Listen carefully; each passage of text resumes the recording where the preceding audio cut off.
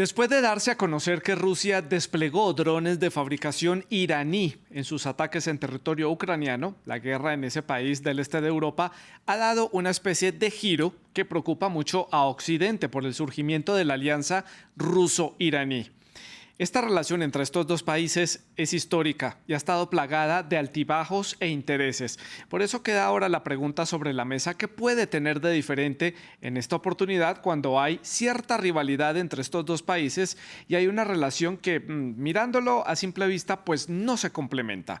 Lo cierto es que otros actores de la región miran con mucha suspicacia los movimientos que está dando la República Islámica. Por ejemplo, Turquía en particular ve atentamente cómo Irán está involucrado en Siria, también cómo está involucrado en el conflicto entre Armenia, Ashtash y Azerbaiyán, y ahora pues en el conflicto en Ucrania.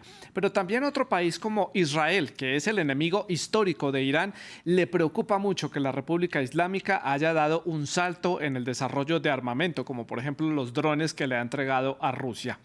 Los intereses geopolíticos de Irán trascienden el descontento que hay al interior del país. Ya lo hemos dicho acá, lo hemos analizado y lo hemos visto a lo largo de las últimas semanas a los iraníes protestando en las calles contra el gobierno, contra la represión estatal, reivindicando los derechos de las mujeres y también protestando por la muerte bajo custodia policial de la joven Mahsa Amini.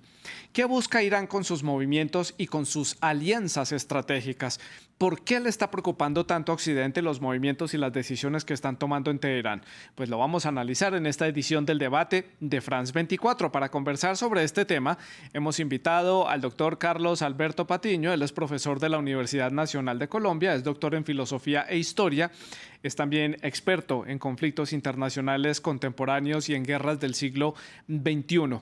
Es también autor de diferentes libros. También está con nosotros el doctor Ignacio Rulansky. Él es becario postdoctoral del CONICET en la Universidad Nacional de San Martín y también es profesor y coordinador del Departamento de Medio Oriente de la Universidad Nacional de La Plata en Argentina.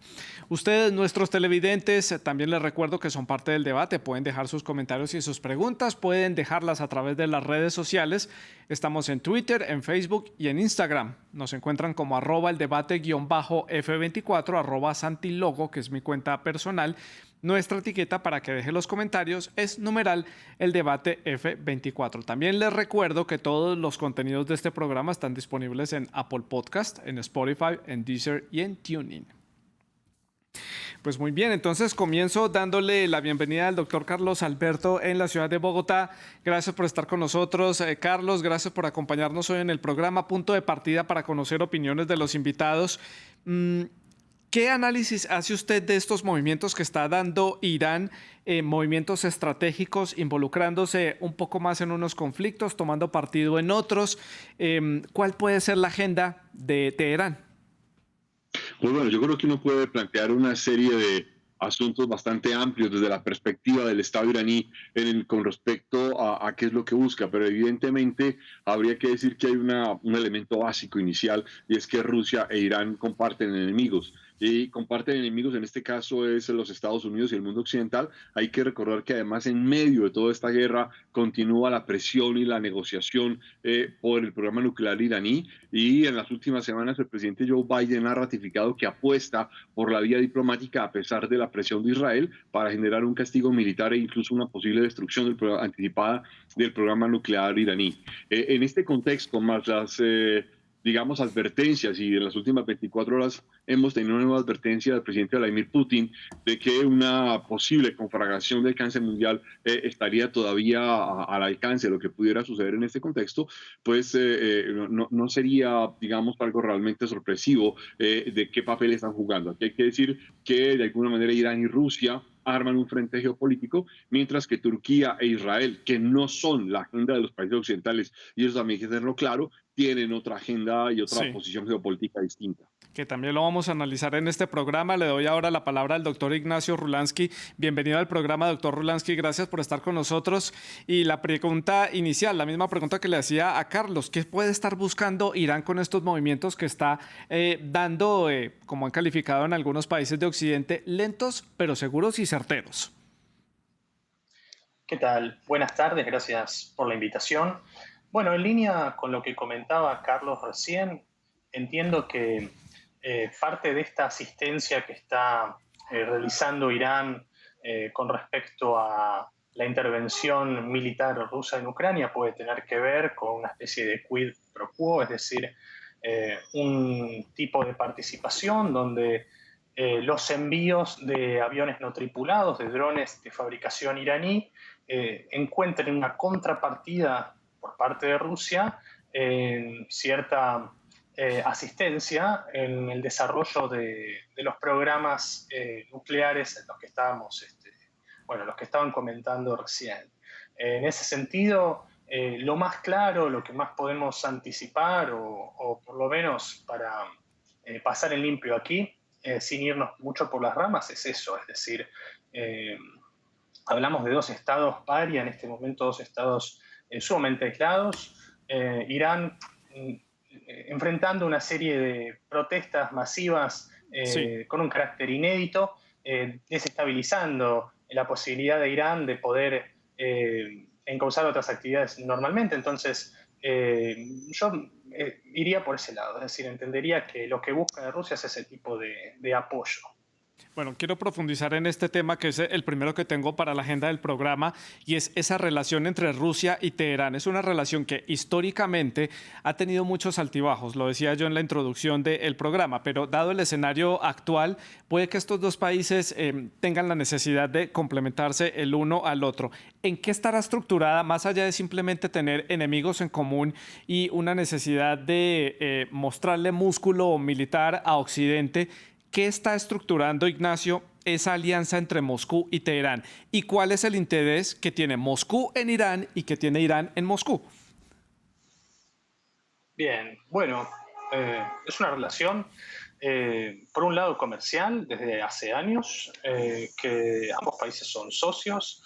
Esto no necesariamente tiene que ver con la enemistad que ambos tengan con respecto a Estados Unidos. Irán es un estado que tiene relaciones comerciales fluidas con China también, pero que lo ha tenido, sobre todo en los años donde se había consagrado el acuerdo marco entre el G5+1 e Irán, con Reino Unido, Francia, Alemania, países de la Unión Europea en general. Entonces, parte de la relación entre Irán y Rusia está basada en intereses comerciales que no son para nada típicos. Parte de ese intercambio sí tiene que ver con insumos vinculados a la investigación y el enriquecimiento de uranio, pero eso es solamente una parte muy específica. Otro tanto tiene que ver con el mercado eléctrico, es decir, nos referimos concretamente a la energía. Irán, por supuesto, es un gran exportador de petróleo, es uno de los insumos elementales que exporta, por ejemplo, a China también. Entonces, independientemente de cómo se estructuren las alianzas y enemistades a nivel geopolítico, lo que cada uno encuentra en principio es eso, socios comerciales, inclusive a veces los volúmenes de intercambio no son tan significativos, pero eso es clave, por ejemplo, en los vínculos que tiene Claro. Irán con respecto a países de América Latina, inclusive Venezuela, ¿no? Pero bueno, básicamente eso. Después, claro que también hay formas en que Rusia proyecta sus intereses geopolíticos al Asia Central, donde requiere tener buenas relaciones con Irán, así como también con los demás países de la región, y por Sí. otro lado, con respecto al Medio Oriente.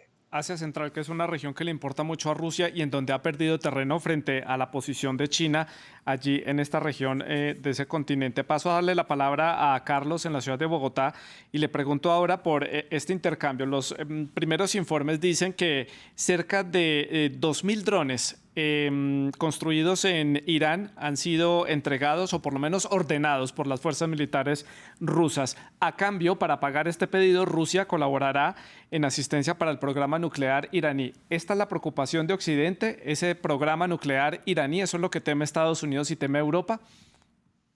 Bueno, la verdad es que estamos en un momento crucial, no solo frente al programa nuclear iraní, sino también frente a las armas nucleares rusas, y estamos en un momento de preocupación y de rearme, además que ha implicado una especie de aumento acelerado de los presupuestos de seguridad y defensa, como no habíamos visto desde el final de la Guerra Fría, y en ese contexto pues hay una preocupación realmente muy seria de hacia dónde iba Irán con su programa nuclear. Esto es lo que hace entendible la preocupación israelí por el programa nuclear iraní, y obviamente hay que recordar aquí pues momentos tan tensos como las amenazas de Mahmoud Ahmadinejad sobre Israel, por ejemplo, o todo el asunto que está alrededor de quién podría garantizar esta condición de la proliferación de armamentos nucleares, porque esta cooperación de Rusia con Irán también tiene una contraparte importante de la cooperación de Rusia en el programa nuclear indio, un programa que se inició en 1962 y que está enmarcado en la disputa con Pakistán.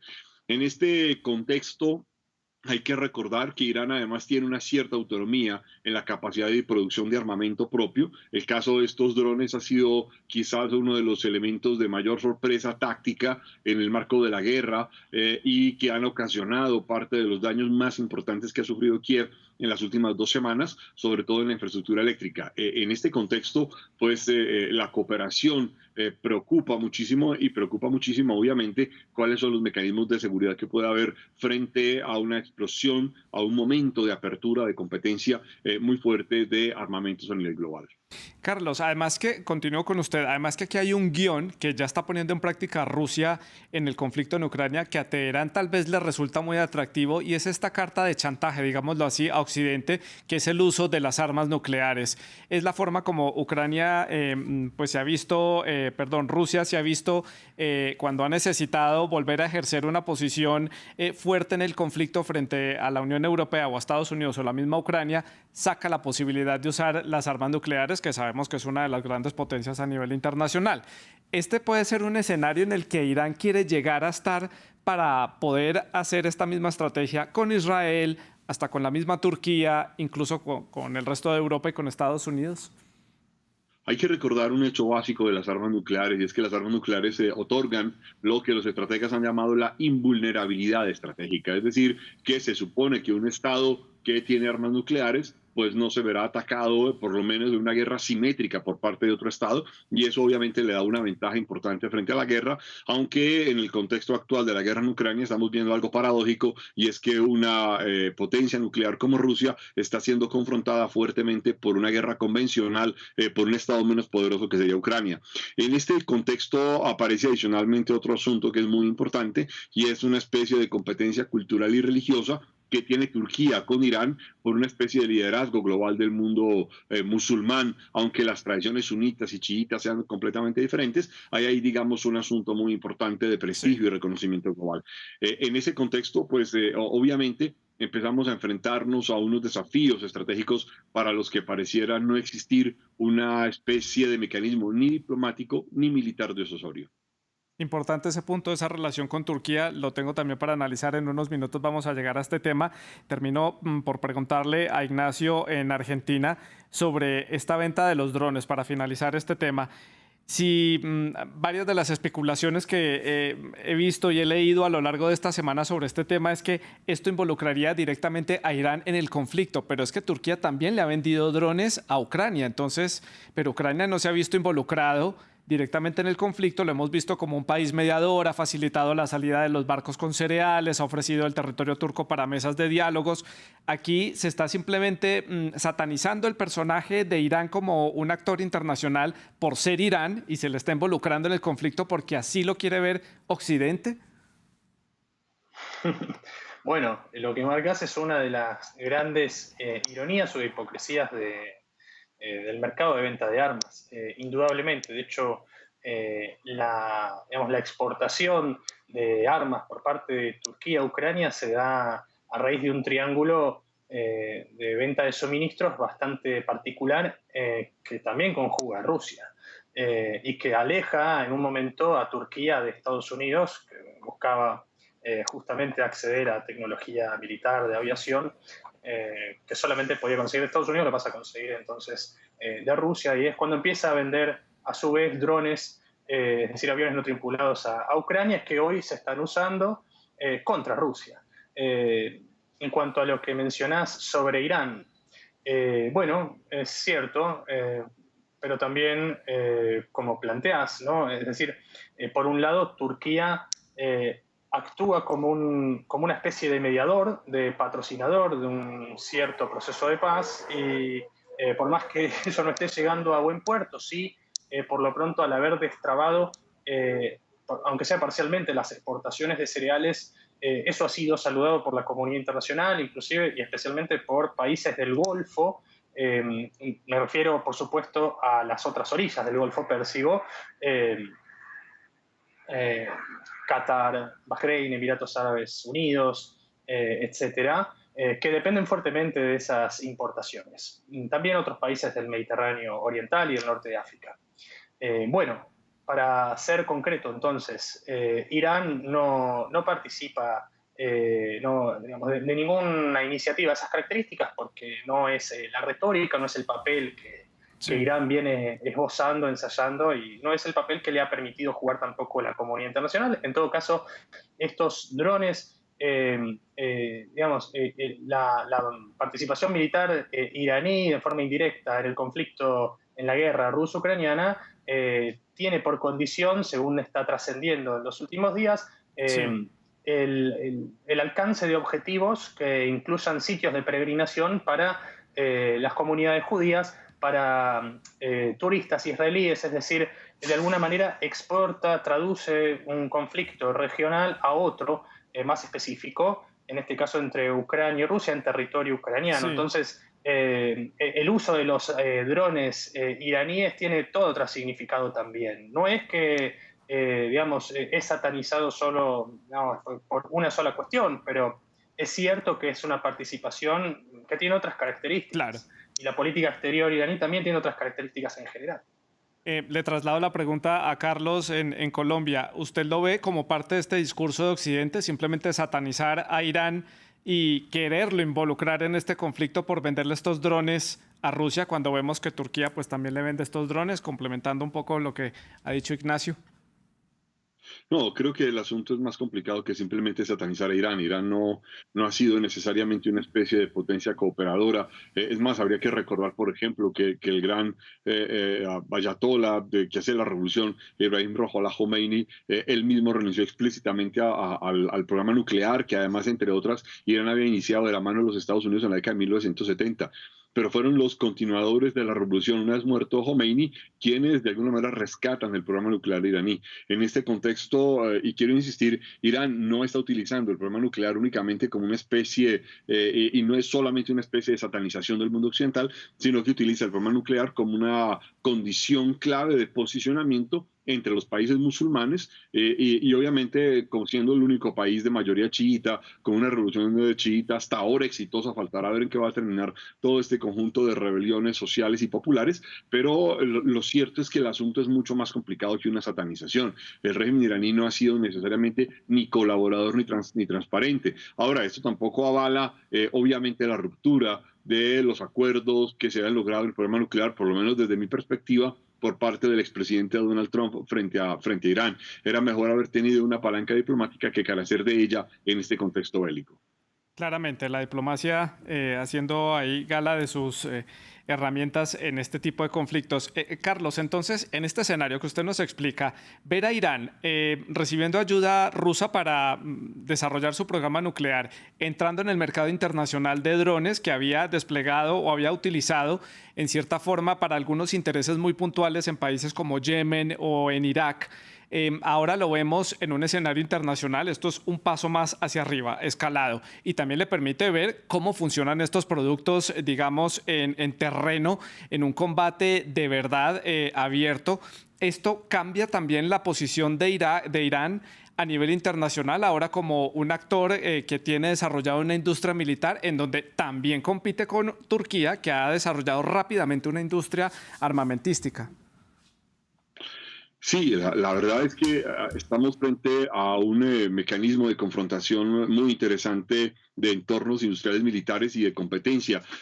Y esta es, digamos, una de las contracaras que a veces la opinión pública no logra captar, que está detrás de la guerra, y es estamos frente a una especie de competencia muy fuerte. Habría que recordar las palabras del presidente Putin la última semana, de la necesidad de renovar el complejo industrial militar ruso, producir más armamento, pero además nuevo armamento con nueva tecnología. Y parte de lo que está en el centro de esta guerra es quién accede a qué tipo de tecnología y quién desarrolla qué tipo de tecnología líder. Y como lo decía Ignacio hace un momento, aquí, por ejemplo, hay un problema, es quién accede a tecnología de aeronavegación para las naves de combate, o qué va a pasar, por ejemplo, en la evaluación que los estrategas comienzan a hacer en la primacía entre drones versus tanques de guerra. Todo este asunto implica un cambio radical de modelo tecnológico frente a la guerra y obviamente estamos frente a una competencia estratégica realmente muy seria que de alguna manera podría suponer un cambio bastante radical sobre la concepción y las formas de hacer la guerra en el mundo contemporáneo. Ignacio, tenemos que meternos a hablar del tema de Turquía, que es tal vez uno de los países que está viendo con más preocupación la alianza entre Teherán y Moscú y que está viendo cómo se involucra en otros conflictos cercanos. Por ejemplo, la posición que tiene Irán frente al conflicto entre Armenia y Azerbaiyán. Recordemos que Irán está apoyando al gobierno armenio en este conflicto en la región de Nagorno-Karabaj y que a su vez Turquía está apoyando militarmente y estratégicamente al gobierno de Azerbaiyán. Aquí el temor de Turquía va más allá de simplemente perder un poco de terreno en la influencia en la región. Va más allá en términos militares y en términos políticos. ¿O usted qué piensa? Mira, se me cortó un pedacito de la pregunta, disculpa, pero se me fue la señal. Sí, le repito, quiero tocar el tema de Turquía sobre la preocupación que tiene por esta alianza con Moscú y los movimientos que hace en el Cáucaso, en el sur del Cáucaso y en otros movimientos que ha hecho Irán en la región allí en Medio Oriente. Es decir, la respuesta de Turquía con respecto al Cáucaso. Sí. La preocupación Bien. turca en general. Ok, bien. Bueno, me parece que tiene que ver también con parte del rol que busca ensayar Turquía en general, tanto para el este de Europa como, por ejemplo, para el Medio Oriente y el Cáucaso. Es decir, de ser un actor pacificador, un actor mediador, un poco este papel que vimos que intentó ensayar con Ucrania y Rusia. Y, por supuesto, toda fuerza desestabilizadora en el Cáucaso es un motivo de preocupación. Turquía tiene la llave de los estrechos del Bósforo y de los Dardanelos al Mar Negro. Por tanto, es un país que tiene cierto músculo, es decir, es una potencia militar clave para esa región. Pero a su vez no es un país que quiera verse involucrado, arrastrado en un conflicto. Entonces, ciertas amenazas que vienen de Irán, sobre todo en los últimos meses, estableciendo que Irán respondería de sentirse amenazado, también vis a vis el acercamiento que se da entre Turquía e Israel, sobre todo a partir de este último año, hace que para Turquía sea necesario, por ejemplo, este encuentro de ministros de Relaciones Exteriores con su contraparte israelí para tratar de establecer una agenda de cooperación en materia de seguridad, particularmente para el Cáucaso.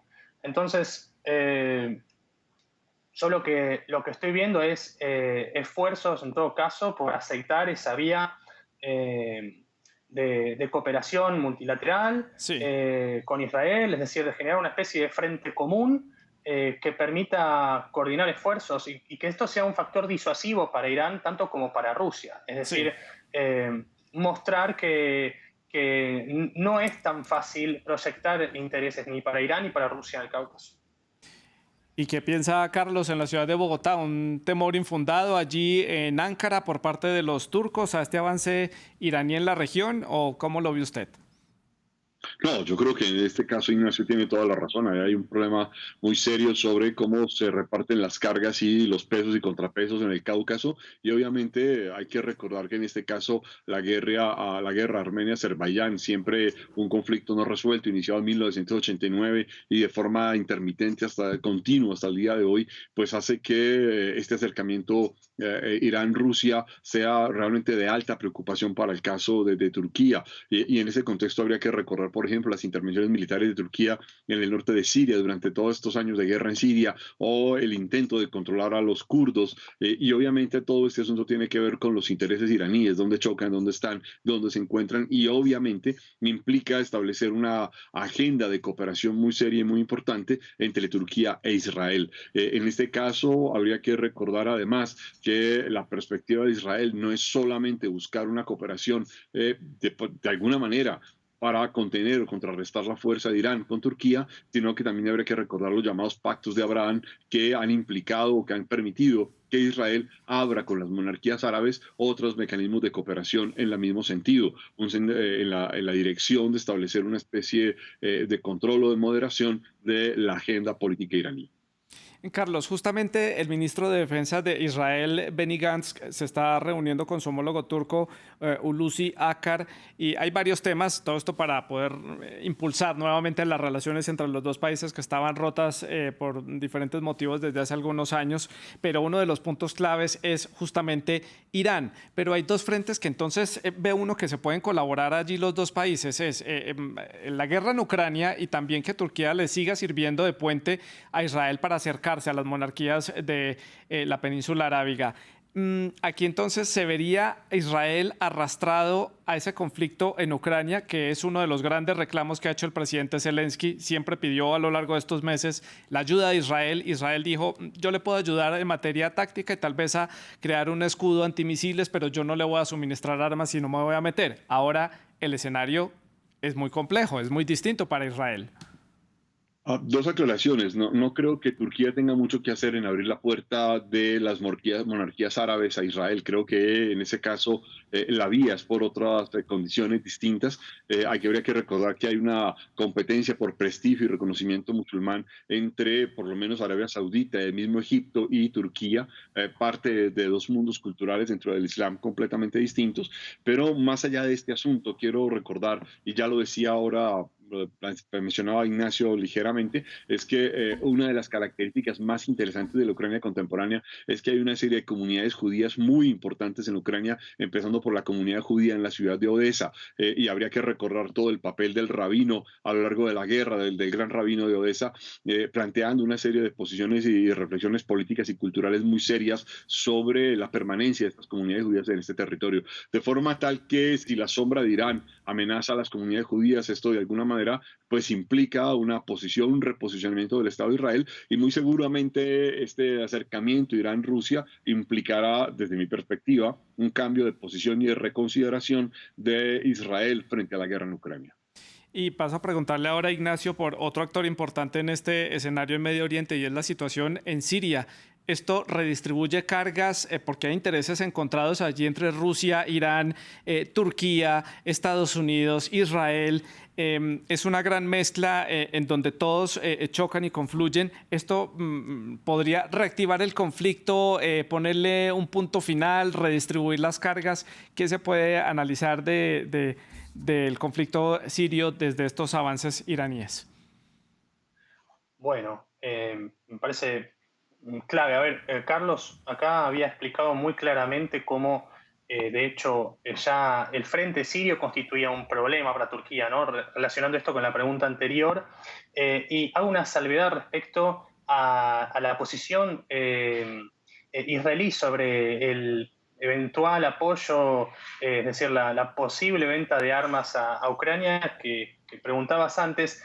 Ahí hay que tener cuidado porque Benny Gantz lo único que por el momento comunicó a Zelensky o hizo público es que estaría dispuesto tal vez, y esto los medios israelíes lo están criticando bastante, entre comillas, ¿no? El tal vez facilitaría tecnología que Ucrania ya desarrolló por su propia cuenta, ¿no? Es decir, es una especie de sistema antimisiles limitado, no necesariamente el Iron Dome, que es lo que está pidiendo Ucrania, Pero bueno, digamos, esto está concitando cierto repudio, inclusive dentro de Israel, donde no necesariamente entienden por qué su gobierno no apoya más enfáticamente a Ucrania. En cuanto a Siria, ha sido el escenario clave de configuración de la presencia rusa en el Medio Oriente, efectivamente una especie de válvula para regular la presencia de Hezbollah, de Irán en Siria, y también una válvula para la intervención militar y logística israelí que buscaba neutralizar la presencia tanto de Hezbollah como de Irán en este país. En los últimos años, el apoyo militar ruso al gobierno de Bashar al-Assad le permitió al presidente sirio reconquistar buena parte de los territorios que estaban en manos de grupos rebeldes y del ISIS, o el Estado Islámico. En este momento ese proceso está bastante completo, no del todo. Por supuesto, el intento de legitimación a partir de unas elecciones sumamente arbitrarias y poco transparentes no es suficiente para decir que se le puede poner punto final a la guerra civil en Siria, y este momento particular donde Rusia tiene mucho menos margen para seguir actuando en Siria, donde era una especie de laboratorio, de campo de entrenamiento de sus propias fuerzas, de capacitación de los militares que están ahora combatiendo en Ucrania y perdiendo por el momento la guerra. Bueno, en este momento ya Rusia no tiene la capacidad de estar tan presente, y por tanto el peligro en todo caso es que las tensiones se reanuden o que en determinado momento veamos bolsones de territorios donde hayan enfrentamientos, inclusive posibles ataques. En cuanto al tema refugiados, que es lo que más se está hablando ahora, una especie de retorno forzoso de refugiados desde Turquía a Siria, por ejemplo, podría poner en una situación sumamente vulnerable a población que ya viene atravesando una situación sumamente precaria desde hace años. Entonces, se abren nuevas posibilidades de vulnerabilidades para los grupos que viven en Siria. Y bueno, y a su vez, y cierro con esto, pero Irán también tiene mucho menos capacidad de tener, digamos, de mantener su presencia en Siria, ¿no? Es decir, en Siria podría volverse una tierra de nadie mucho más contundentemente de lo que ya venía siendo. Claro. Para esta última parte del programa quiero que analicemos el tema al interior de Irán. Hemos reportado aquí en France 24 a lo largo de las últimas semanas las manifestaciones ciudadanas que ha habido a raíz de la muerte de una joven que estaba en custodia policial. Esto ha desencadenado también un descontento que ya venía también arrastrando a la sociedad iraní desde hace varios meses por la situación económica que está viviendo el país, y se han visto unas manifestaciones y también represión fuertemente por parte de los cuerpos de seguridad allí en Irán. ¿Qué podemos decir al interior de la situación que se vive en Irán, Carlos? ¿Son grietas que se empiezan a armar allí de esta revolución que siempre ha utilizado el miedo y la represión para poderse mantener firme entre sus ciudadanos? ¿Estas manifestaciones se pueden tomar como un antes y un después de esa revolución? Posiblemente puede ser una antes y un después de estos procesos de rebeliones dentro de la revolución iraní. Sin embargo, hay que recordar que lo que viene sucediendo está en el marco de una serie de explosiones periódicas que hemos registrado en Irán a lo largo de los últimos 20 años y que han sido todas reprimidas con la mayor severidad y la mayor capacidad de coerción posible que tenga el régimen. Sin embargo, y lo más inaudito y lo más interesante en este caso es que hemos visto que durante semanas han salido a protestar no solo miles de mujeres que se han quitado el velo, que lo han quemado, que lo han tirado al aire, etcétera, sino que además acompañadas por miles, centenares de miles de hombres que también salen a apoyarlas y empieza a producirse una especie de petición de libertades individuales y apertura. Ahora, ¿a dónde vaya a llegar? Aún es incierto, no creo que esto haya tenido una especie de momentum, de punto culminante frente a la revolución y los cambios políticos que se podrían esperar de mayor apertura, de libertades individuales. Aquí hay que recordar además que estamos frente a uno de los fenómenos más paradójicos del mundo contemporáneo de restricción de las libertades individuales, especialmente de la restricción de las libertades individuales de las mujeres y de la incapacidad para que las mujeres tomen sus propias decisiones. Esto podría convertirse en una especie de acicate rescate. Sin embargo, aquí el régimen siempre se despliega de manera brutal, con un apoyo absolutamente decidido de los cuerpos Sí. de coerción. Ignacio, ¿qué lectura hace usted de estos movimientos a nivel internacional que da Irán para poder mitigar justamente lo que está sucediendo al interior del país, mostrar éxitos o logros o alcances a nivel internacional, un mejor posicionamiento para apaciguar un poco los ánimos dentro del país? Bueno, lamentablemente me perdí una parte de la respuesta de Carlos, pero escuché casi todo y me pareció clarísimo y sumamente importante para explicar esto otro también, porque, bueno, creo que Irán no está siendo capaz de transmitir una imagen que contrarreste las muy elocuentes imágenes, videos, hashtags, textos, demandas que van surgiendo desde la sociedad civil a partir de activismos que, de vuelta, enfrentan, como dijo recién el compañero, situaciones sumamente adversas para salir a la calle, es decir, conquistar el espacio público. Lo están haciendo desde estudiantes de escuelas secundarias hasta adultos, grandes atletas, cineastas, artistas, es decir, todo tipo de profesionales, digamos, de punta a punta del país, digamos, las distintas etnias, grupos religiosos, están básicamente todos apoyando estas mismas consignas Sí. y realmente no veo que exista estrategia ni de soft power ni de imagen pública que logre revertir lo que Claro. para la comunidad internacional es más que aparente, ¿no? Es más que evidente. Pues a Ignacio y a Carlos Alberto les agradezco por haber estado con nosotros y haber hecho este análisis de la situación en Irak, en Irán y los movimientos que ha hecho a nivel internacional. Este análisis para la audiencia de France 24. Muchas gracias por haber estado con nosotros y ustedes muchas gracias por la sintonía. Les recuerdo también que la producción del programa estuvo a cargo de Laura Garzón y la producción de invitados estuvo a cargo de Tania Herrera. Muchas gracias por su sintonía.